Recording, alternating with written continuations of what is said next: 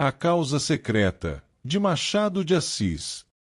Garcia, um jovem médico, testemunha a sombria natureza de Fortunato, um homem frio e cruel, cujo prazer secreto está no sofrimento alheio. A história revela até onde pode ir a maldade humana, escondida sob uma aparência respeitável. Inscreva-se no canal e ative o sininho para não perder nenhuma história. Curta, comente e compartilhe. Sua participação nos ajuda a dar voz às grandes obras. Agora, vamos ao conto. A Causa Secreta. Garcia, em pé, mirava e estalava as unhas. Fortunato, na cadeira de balanço, olhava para o teto. Maria Luísa, perto da janela, concluía um trabalho de agulha. Havia já 5 minutos que nenhum deles dizia nada.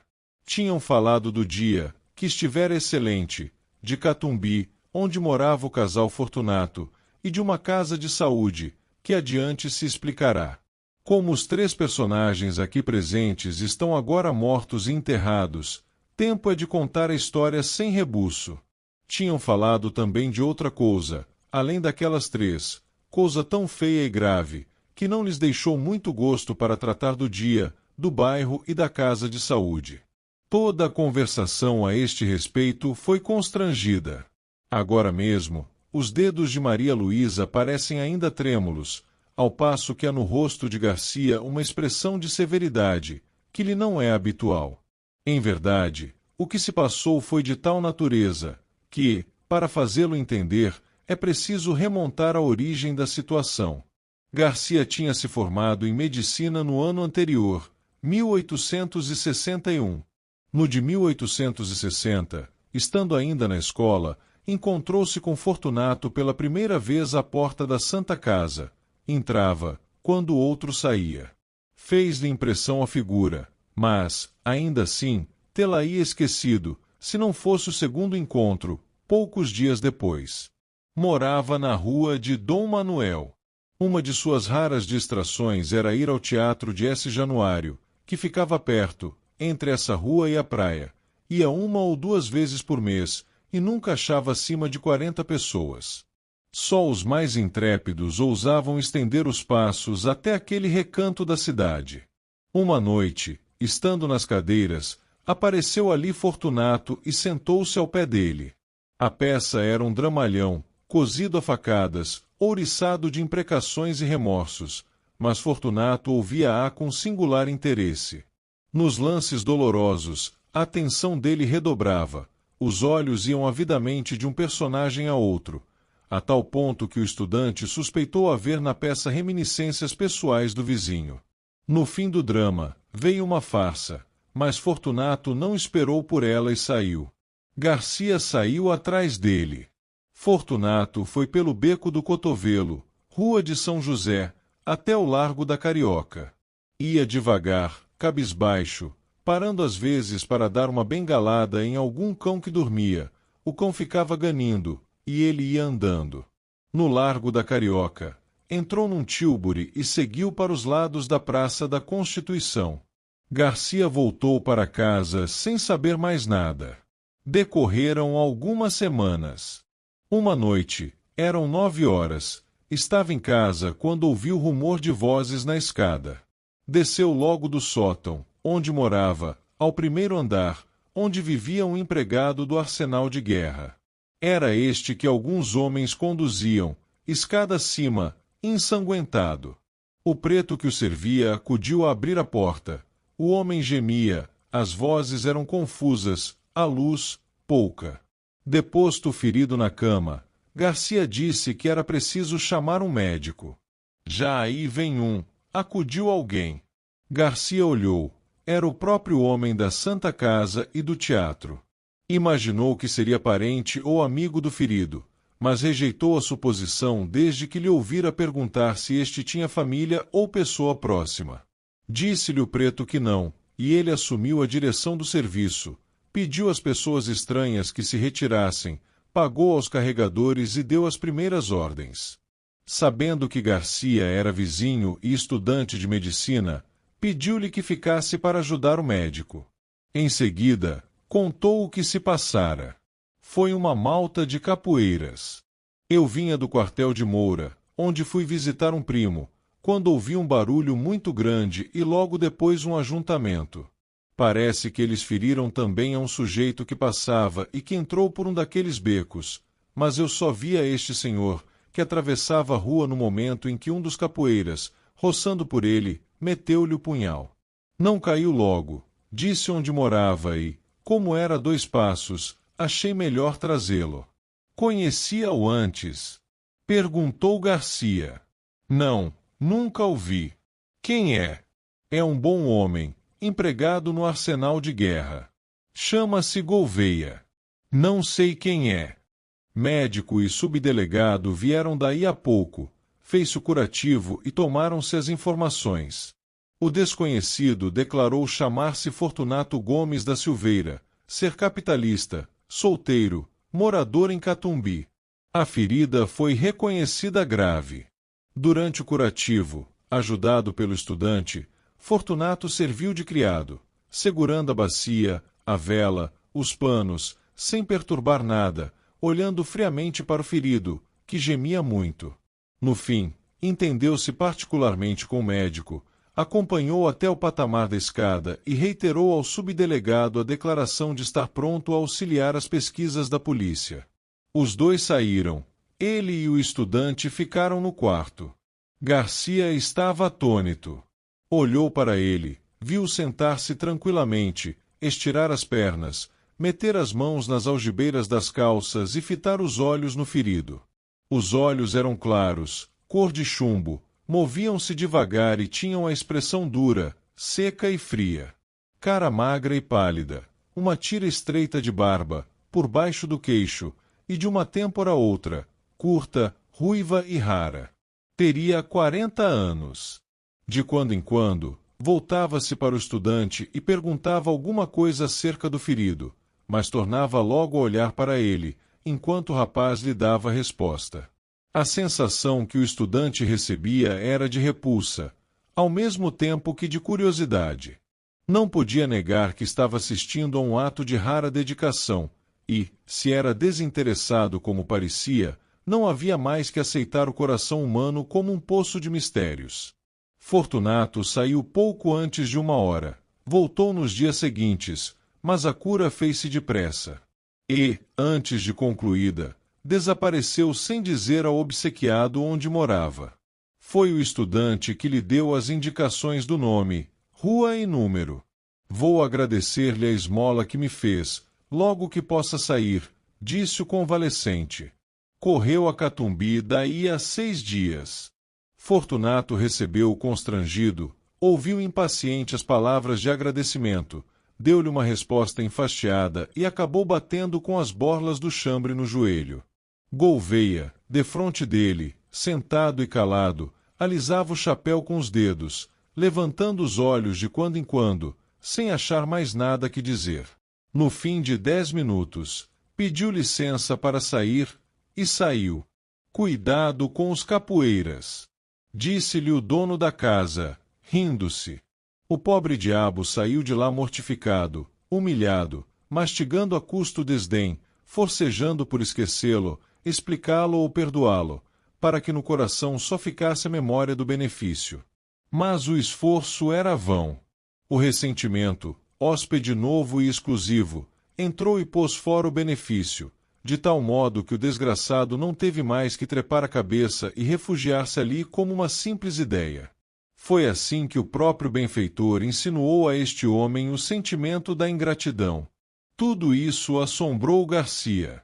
Este moço possuía, em germen, a faculdade de decifrar os homens, de decompor os caracteres, tinha o amor da análise e sentia o regalo, que dizia ser supremo, de penetrar muitas camadas morais, até apalpar o segredo de um organismo.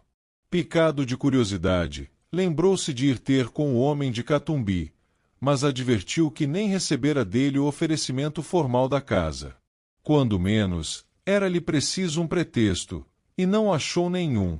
Tempos depois, estando já formado e morando na rua de Matacavalos, perto da do Conde, encontrou Fortunato em uma gôndola. Encontrou ainda outras vezes, e a frequência trouxe a familiaridade. Um dia, Fortunato convidou-a a ir visitá-lo ali perto, em Catumbi. Sabe que estou casado? Não sabia. Casei-me há 4 meses. Podia dizer 4 dias.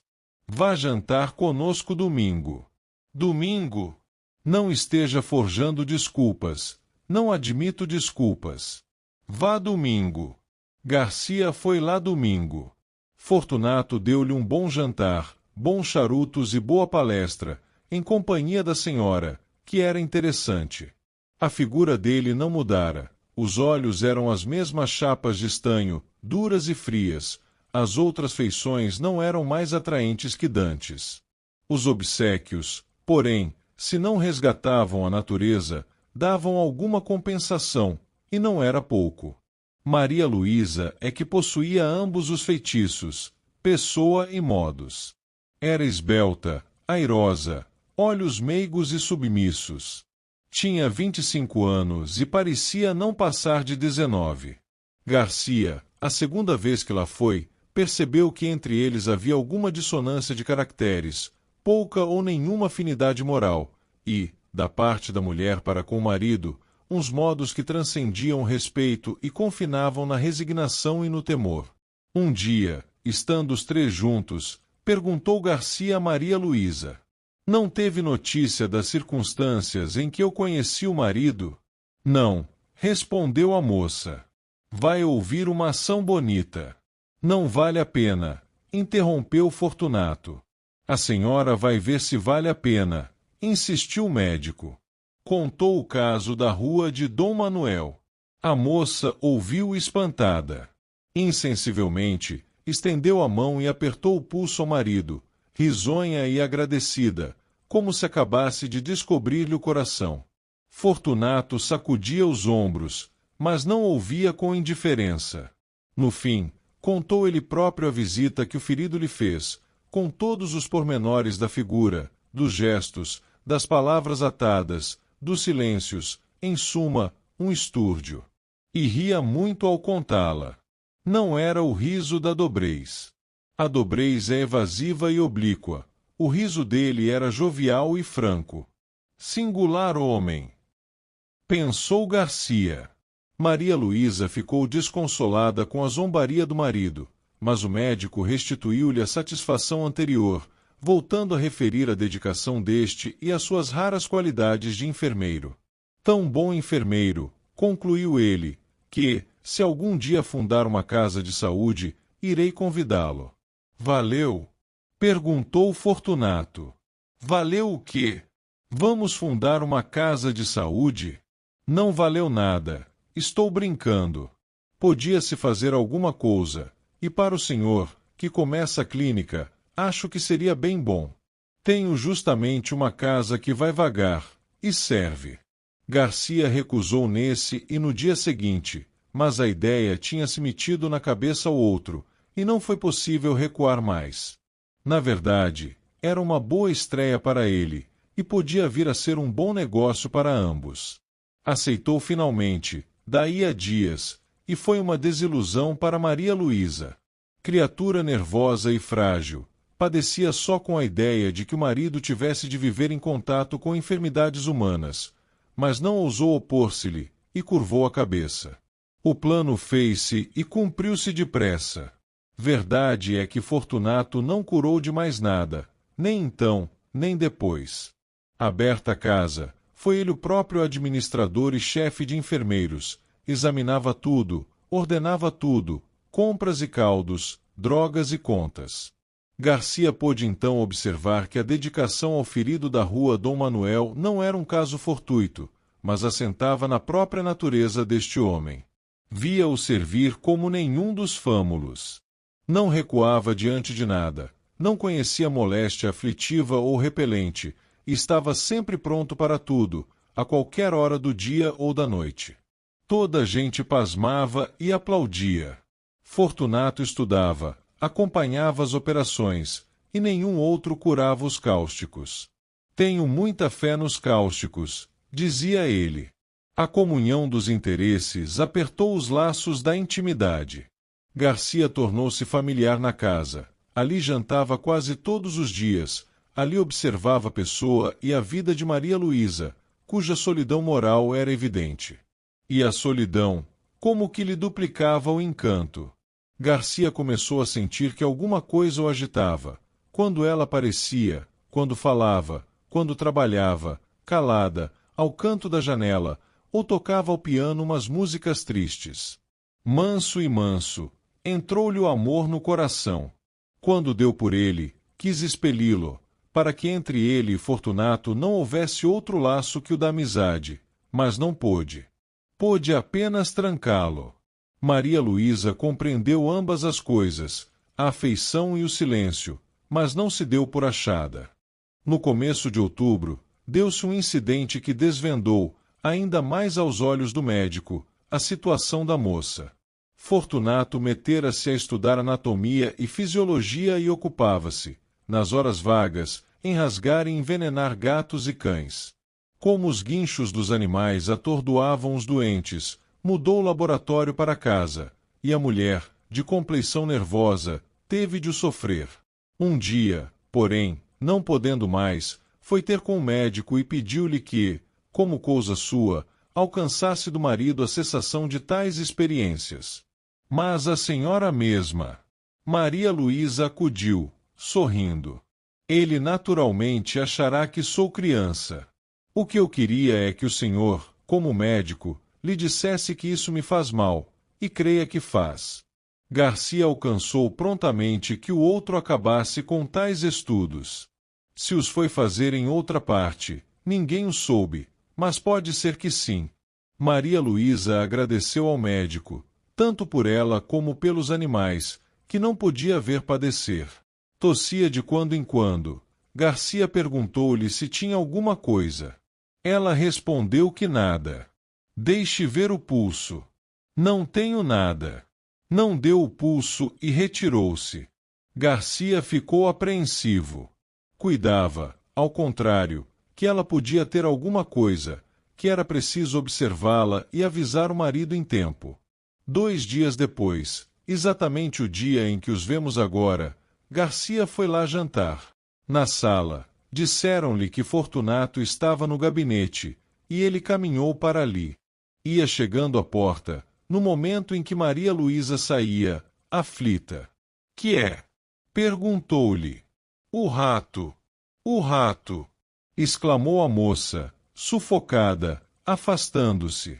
Garcia lembrou-se que, na véspera, ouvira Fortunato queixar-se de um rato que lhe levará um papel importante, mas estava longe de esperar o que viu. Viu Fortunato sentado à mesa que havia no centro do gabinete e sobre a qual puseram um prato com espírito de vinho. O líquido flamejava. Entre o polegar e o índice da mão esquerda, segurava um barbante, de cuja ponta pendia o rato, atado pela cauda. Na direita, tinha uma tesoura. No momento em que Garcia entrou, Fortunato cortava ao rato uma das patas. Em seguida, desceu o infeliz até a chama, rápido, para não matá-lo, e dispôs-se a fazer o mesmo à terceira, pois já lhe havia cortado a primeira. Garcia estacou, horrorizado. — Mate-o logo! Disse-lhe. — Já vai. E, com um sorriso único, reflexo de alma satisfeita, alguma coisa que traduzia a delícia íntima das sensações supremas, Fortunato cortou a terceira pata ao rato e fez, pela terceira vez, o mesmo movimento até a chama. O miserável estorcia-se, guinchando, ensanguentado, chamuscado, e não acabava de morrer. Garcia desviou os olhos, depois voltou-os novamente e estendeu a mão para impedir que o suplício continuasse.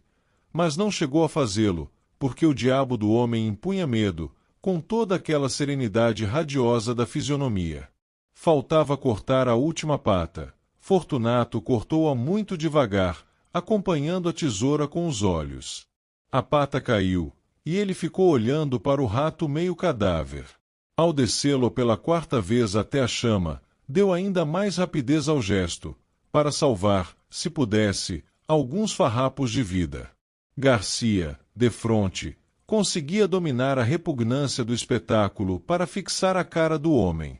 Nem raiva, nem ódio, tão somente um vasto prazer, quieto e profundo, como daria outro a audição de uma bela sonata ou a vista de uma estátua divina, alguma coisa parecida com a pura sensação estética. Pareceu-lhe, e era verdade, que Fortunato havia-o inteiramente esquecido. Isto posto, não estaria fingindo e devia ser aquilo mesmo. A chama ia morrendo, o rato podia ser que tivesse ainda um resíduo de vida, sombra de sombra. Fortunato aproveitou para cortar-lhe o focinho e, pela última vez, chegar a carne ao fogo.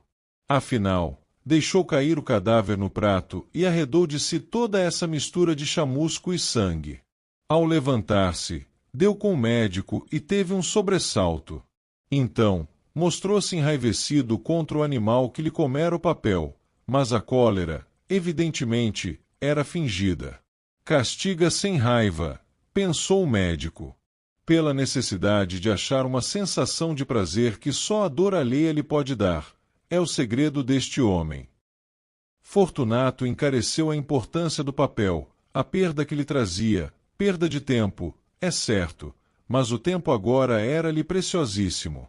Garcia ouvia só, sem dizer nada, nem lhe dar crédito. Relembrava os atos dele, graves e leves, e achava a mesma explicação para todos. Era a mesma troca das teclas da sensibilidade, um diletantismo sui generis, uma redução de Calígula. Quando Maria Luísa voltou ao gabinete, daí a pouco, o marido foi ter com ela, rindo, pegou-lhe nas mãos e falou-lhe mansamente. Fracalhona! E, voltando-se para o médico, acrescentou. Há de crer que quase desmaiou. Maria Luísa defendeu-se a medo, disse que era nervosa e mulher. Depois foi sentar-se à janela com as suas lãs e agulhas, e os dedos ainda trêmulos, tal qual a vimos no começo desta história. Hão de lembrar-se que, depois de terem falado de outras coisas, ficaram calados os três, o marido, sentado e olhando para o teto, o médico, estalando as unhas. Pouco depois, foram jantar, mas o jantar não foi alegre. Maria Luísa cismava e tossia.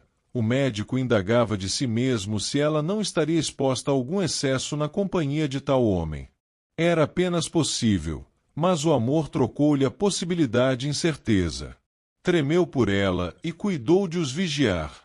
Ela tossia, tossia, e não se passou muito tempo até que a moléstia tirasse a máscara. Era tísica, velha dama insaciável, que chupa a vida toda, até deixar um bagaço de ossos. Fortunato recebeu a notícia como um golpe. Amava deveras a mulher, a seu modo, estava acostumado com ela, custava-lhe perdê-la. Não poupou esforços, médicos, remédios, ares, todos os recursos e todos os paliativos. Mas foi tudo vão.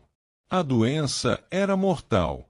Nos últimos dias, em presença dos tormentos supremos da moça, a índole do marido subjugou qualquer outra afeição. Não a deixou mais, fitou o olho baço e frio naquela decomposição lenta e dolorosa da vida, bebeu uma a uma as aflições da bela criatura, agora magra e transparente, devorada de febre e minada de morte. Egoísmo aspérrimo, faminto de sensações, não lhe perdoou um só minuto de agonia, nem lhe os pagou com uma só lágrima, pública ou íntima. Só quando ela expirou é que ele ficou aturdido. Voltando a si, viu que estava outra vez só. De noite, indo repousar uma parenta de Maria Luísa, que a ajudara a morrer, ficaram na sala Fortunato e Garcia, velando o cadáver, ambos pensativos. Mas o próprio marido estava fatigado, e o médico disse-lhe que repousasse um pouco. Vá descansar, passe pelo sono 1 hora ou 2, eu irei depois. Fortunato saiu, foi deitar-se no sofá da saleta contígua e adormeceu logo. 20 minutos depois, acordou, quis dormir outra vez, cochilou alguns minutos, até que se levantou e voltou à sala. Caminhava nas pontas dos pés para não acordar a parenta, que dormia perto. Chegando à porta, estacou assombrado. Garcia tinha-se chegado ao cadáver, levantara o lenço e contemplara por alguns instantes as feições difuntas. Depois, como se a morte espiritualizasse tudo, inclinou-se e beijou-a na testa. Foi nesse momento que Fortunato chegou à porta. Estacou assombrado. Não podia ser o beijo da amizade, podia ser o epílogo de um livro adúltero. Não tinha ciúmes, note-se. A natureza compô-lo de maneira que lhe não deu ciúmes nem inveja, mas dera-lhe vaidade, que não é menos cativa ao ressentimento. Olhou assombrado, mordendo os beiços. Entretanto, Garcia inclinou-se ainda para beijar outra vez o cadáver, mas então não pôde mais.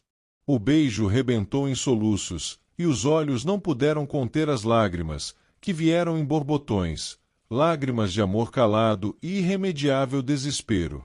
Fortunato, à porta, onde ficara, saboreou tranquilo essa explosão de dor moral, que foi longa, muito longa, deliciosamente longa.